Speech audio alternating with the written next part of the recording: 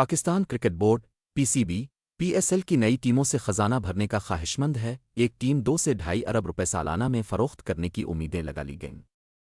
تفصیلات کے مطابق پاکستان سپر لیگ (PSL) کے 10 ایڈیشن کے بعد فرنچائز سمیت دیگر کئی معاہدوں میں توسیع یا تبدیلی کی جائے گی۔ 10 سالہ معاہدے کے دوران ٹیمیں 6 ہی رہنا ہے، تاہم 2026 کے 11 سیزن سے 2 نئی فرنچائز شامل ہوں گی، جبکہ موجودہ ٹیموں کے ساتھ کنٹریکٹس پر بھی نظر ثانی ہوگی، جس کے تحت فیس میں اضافہ کیا جائے گا۔ انہیں اختیار حاصل ہے کہ فرنچائز برقرار رکھیں یا اگر معاہدوں میں توسیع نہ چاہیں تو انکار کر دیں۔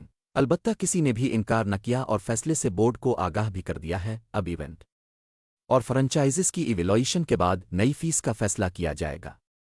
اس حوالے سے اچھی ساکھ کی حامل کسی آڈٹ کمپنی کی خدمات لی جائیں گی۔ PCB نے ڈالر کا ریٹ 170 روپے طے کیا ہوا تھا، اسی کے لحاظ سے فیس لی جاتی ہے۔ اب ڈالر 282 تک پہنچ چکا۔ سب سے مہنگی ٹیم ملتان سلطانز کی فیس سالانہ 1 ارب 8 کروڑ روپے $6.3 ملین ہے۔ فرنچائز مسلسل گھاٹے کا شکار اور دیگر اخراجات کے بعد یہ رقم مزید بڑھ جاتی ہے۔ اگلے دورانیے میں ٹیم کی مالیت 25% مزید بڑھ کر تقریباً 1.5 ارب تک پہنچ سکتی ہے۔ Karachi Kings $2.6 million, Lahore Qalandars $2.5 million, Peshawar Zalmi $1.6، Islamabad United $1.5 اور کوئٹہ گلیڈی ایٹرز $1.1 ملین میں فروخت ہوئی تھی۔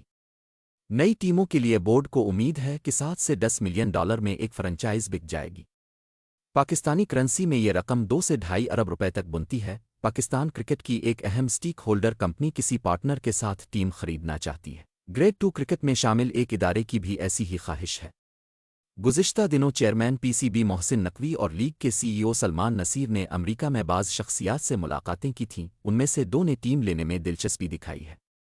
برطانیہ میں مقیم بعض پاکستانی بھی دوڑ میں شامل ہونا چاہتے ہیں، البتہ کون کتنا سنجیدہ ہے اس کا علم وقت قریب آنے پر ہی ہوگا۔ موجودہ ریونیو ماڈل کے تحت تمام فرنچائزز کو سینٹرل پول سے یکساں حصہ ملتا ہے، چاہے ان کی فیس کچھ بھی ہو۔ موجودہ ٹیموں کو خدشہ ہے کہ نئی فرنچائزز کے آنے سے ان کا حصہ کم ہو جائے گا۔